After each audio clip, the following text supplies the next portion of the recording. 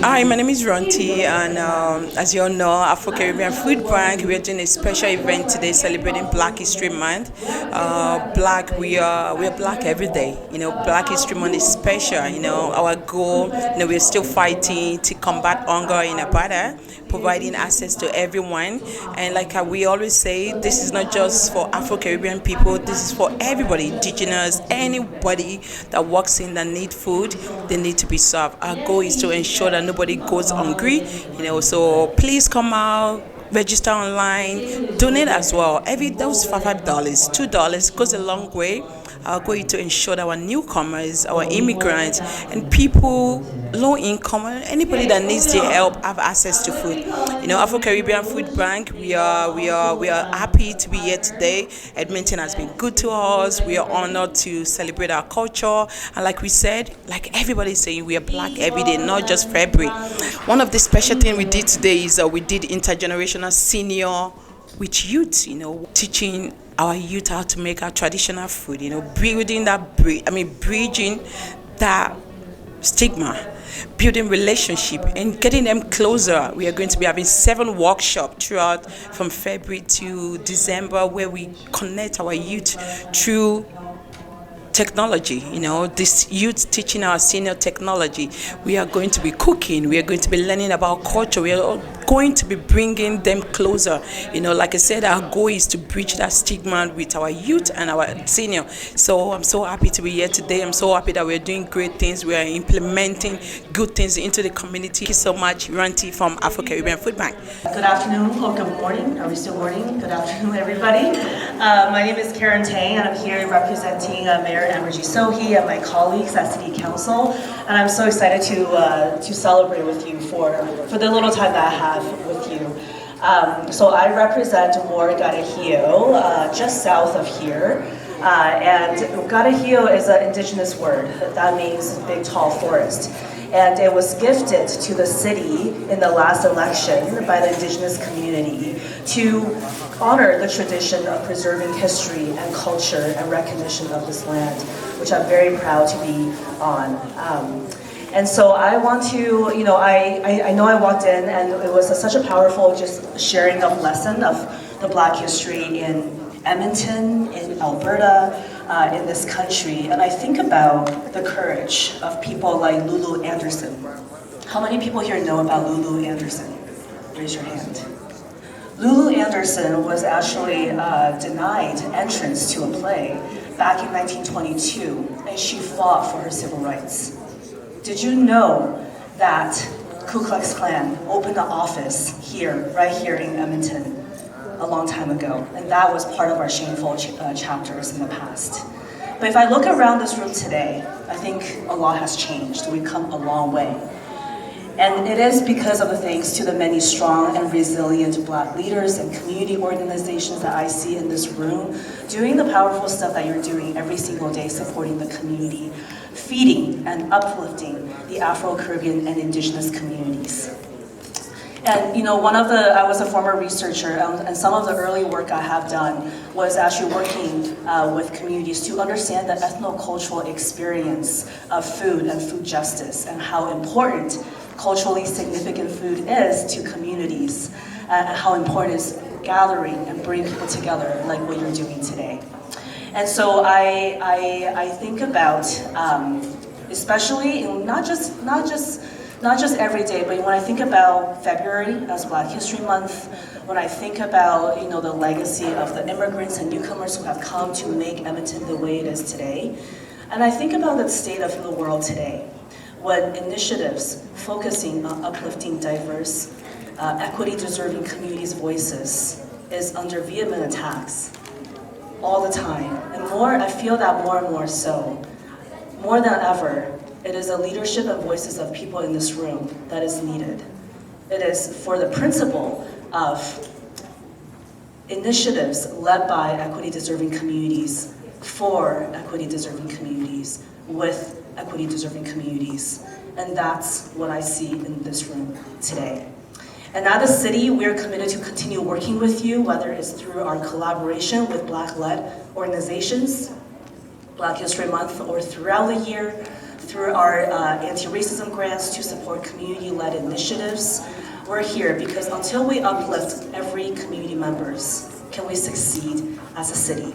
So once again, I just want to thank you for all your leadership. This was a really exciting initiative, and when I was learning more about it, I was like, I need to know more about this initiative starting in 2017. There's a need, the need is growing, and I'm confident that working together, we can make sure everyone's supported and uplifted. Thank you so much for having me, and have a great celebration. It's an honor and privilege to be in front of you and provide a few remarks. I promise I'll be mercifully brief here, but and thank you, Councillor Tang, for your remarks and your leadership.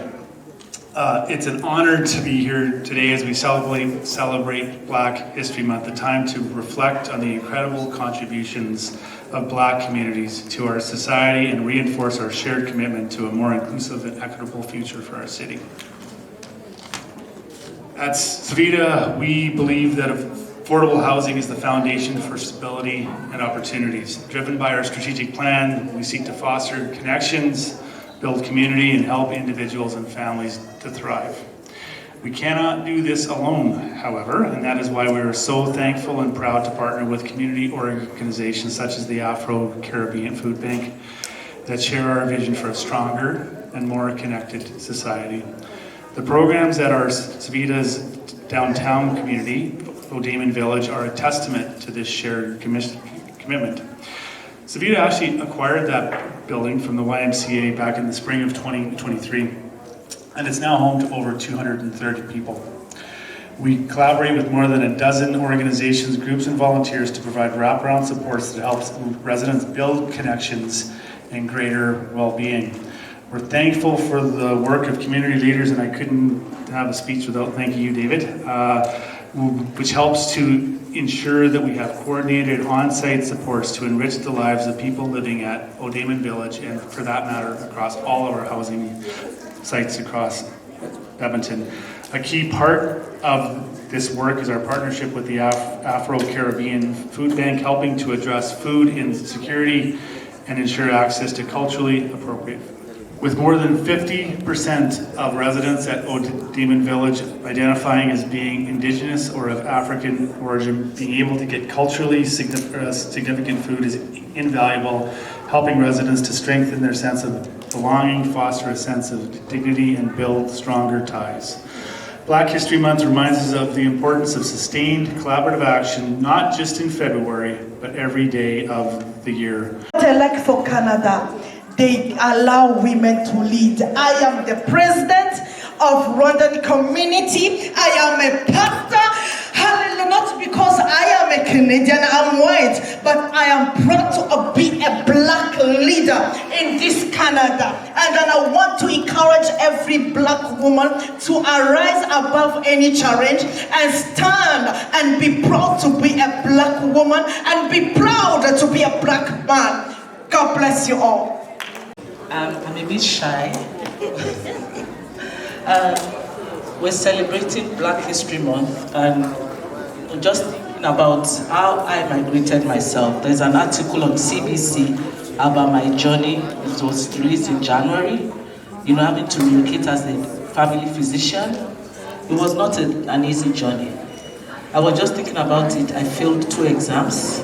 I wrote a total of about 6 exams. And thank God today that I'm able to practice. So let's go to Carolad Foundation. Carolad is the first 2 names, my mother's first name and middle name, Caroline Oladuti. She was a single mother.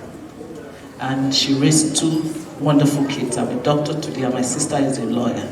But throughout her journey, I saw how she struggled. The struggle was not easy. And for us kids too, I always say this story, I don't know if anyone has heard it before. On Sunday night, I went to a boarding school. On Sunday night, after giving my life to Christ, I would pray that God, please let rapture happen, or the ground should open up and swallow me. Why? They're going to call out my name the next day for not paying school fees. And then, on our way back from breakfast to the class, some students will say, oh, it's because of you guys that we don't have enough food to eat, because you don't pay your school fees. And it's not that my mom didn't want to pay school fees. If she collects her July salary, her August salary is what she will use to buy provisions, take us to school, then September salary is what she will use to pay part of the school fees in October, November. It was a big struggle for her. And she's late now. I'm sure maybe one of the things that made her go early is part of the stress. So I said, okay, what can I do, to honor her legacy? So that's what birthed Carolad Foundation.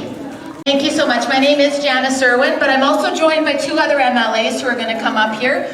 So first of all, we've got MLA Marlon Schmidt, and he is the MLA for right here. I know he's really honored to be here and learn more about the food bank. And the fabulous MLA David Shepard, who's the MLA for Edmonton City Centre. And the reason I'm starting off, my name is Janice Irwin, I'm the MLA for Edmonton Highlands Norwood, is because I was so honored, myself and a few of my colleagues, to be at the opening of the Afro-Caribbean Food Bank, which happens to be right in my neighborhood, sort of in the Parkdale area on the north side there. And I can't say enough about the work that Ranti and her team are doing to address the really critical issue of food insecurity in our communities. And what struck me the most about her remarks that day was that she said this isn't just for folks in the African and Afro-Caribbean communities. She said this food bank is for everybody. And she welcomed Indigenous folks, she welcomed our unhoused neighbors and everyone else. And so thank you so much for the work you're doing, and thank you for including us in today's celebration.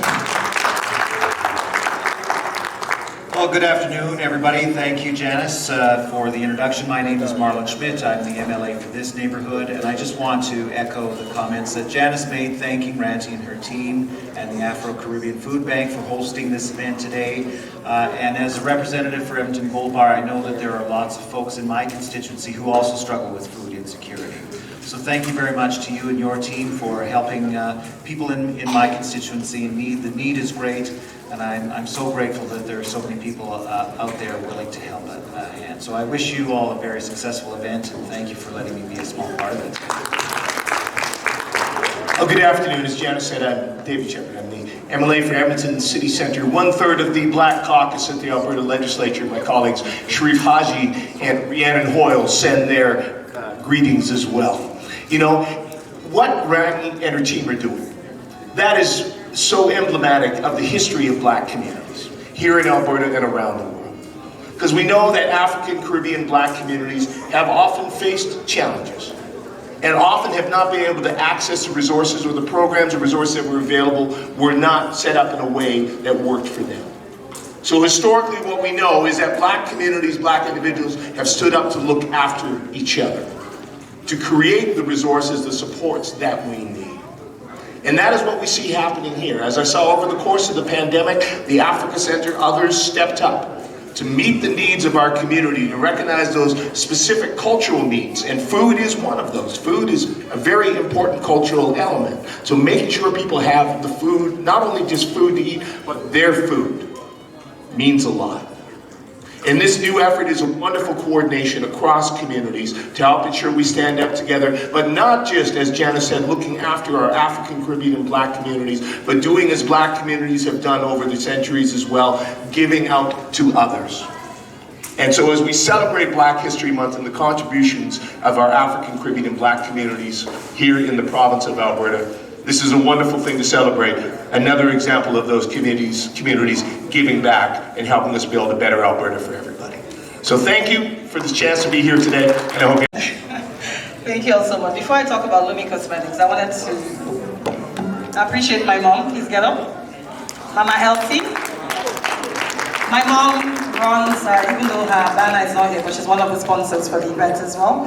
My mom has a seniors group, and a lot of the seniors here today came because of her. They came from that group. They came to support. When we heard about the seniors cooking with the youth, it was amazing. I haven't seen that happen. And I was in the kitchen for some time. I saw the youths very engaged, asking questions through the senior that was cooking. So that was really, I like this event. I like that everyone is engaged. Doesn't matter what age you are. So I wanted to say thank you as well to my mom, please, for bringing the seniors together. She does a great job with the seniors. Thank you. And for Lumi Cosmetics, the banner is right there. It's two teenagers, no more teenagers, 21-year-old and 19 now, who started their business about 2 years ago. They actually produce and manufacture their own makeup. There was a lack, they couldn't get the real colors for them, and they had to mix a bunch of stuff. But because one of them wanted to be a dermatologist, and she started researching. So that's how Lumi Cosmetics was born. Lulu is the older one, Mimi is the younger one, and that's how the name Lumi came about. And we have our marketing director and brand director here who does a lot of the outreach for us, and I'm just going to give him the microphone as well. Thank you. Hello everyone, it's good to be here. Shortly I will foster this. I'm sure one of the reasons we're here is to learn. And then I also ask a question from the last speaker. What's the meaning of Jabulani? And I have a free gift for Lumi. What's the meaning of Jabulani? Anyone? I can answer that question, the meaning of Jabulani. Someone just mentioned it from the other team, right? So nobody was listening. What the reason I hear is Jabulani? I know why I have to ask that question, because the first time I heard Jabulani was in 2010, during South Africa World Cup. Jabulani was named Adidas Give the football that was played. And today I'm hearing again that Jabulani is a Zulu word that means rejoice. So you should not forget it. And before I go finally, I would say today we are giving out 15% discount because it's a special event for every two products to buy from us today. Thank you everyone. Hello everyone, my name is IBK, the founder of Black Business Edmonton. We partner with organizations like the AC Food Bank. Actually, me and my team built their website. Our goal is to showcase organizations like this and businesses in the community. So we have signature events like the trade fair to expose business owners and connect them with resources. So if you're a business owner or you know someone or you're an aspiring business owner, you can be part of our organization. Our website is bbedm.ca. And on March 29, we have an event coming up. It's called the BBE Voices and Ventures. So it's going to be a cultural event, like exhibition where other communities can learn about our culture, and it's also going to have like vendor booths, about 20 businesses from different categories like arts, beauty, financial services, tech, and all those kind of good things. And then there will be opportunities to connect with resources through BDC. They can give you access to capital. We're also going to be talking about mental wellness and physical health. That's very common within our community. There will be live music, there will be opportunities for youth as well to showcase their talents. So we are very good organization that you can connect to expose your business venture and events as well. And you can also follow us on social media, Black Business Meeting. We're on Instagram, Facebook, LinkedIn, and TikTok. And we also do a lot of community advocacy work where we talk about things that happen in our community, and we find a way to expose it to the entire Edmonton community. We have a very good relationship with the big media companies like Global News and CTV News, where we get to talk about great achievements like this in our community. So if you want to learn more, again, visit our website, and we would love to partner with you. Thank you very much. This event,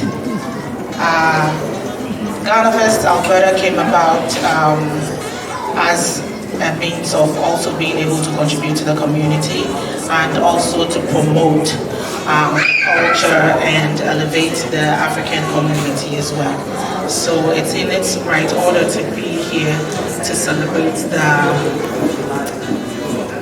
this event with everyone. So,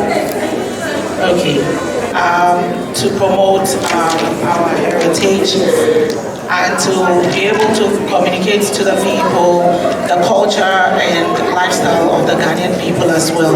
I'm hearing about almost everybody, but I'm not hearing about Ghana here today because I don't see my people here at this particular moment. But then I am here to represent my people and to let you know that if we're talking about Africa, we cannot talk about Africa without talking about Ghana. And therefore, please, just know that we all belong together. We also have an event coming up. We are actually bringing one of our biggest musicians from Ghana, and his name is Kojo Entry. He was one of the legends who actually represented the high life music. And if we're talking about culture, music plays a very important role. And if we're talking about high life, you know that it's actually like the basis of our African music. And this legend is coming in town on the 8th, in fact he'll be here, on the 7th in Calgary, on the 8th in Edmonton. So I would like to take this opportunity to invite each and everyone to the Drews Hall here in Edmonton on the 8th of March to celebrate this legend. And it's going to be his first time in this part of Canada. So I would like to have everybody there to come and experience the beautiful Ghanaian music, especially his type of high life. And I'm sure you'll enjoy it. Thank you so much. Have a good day.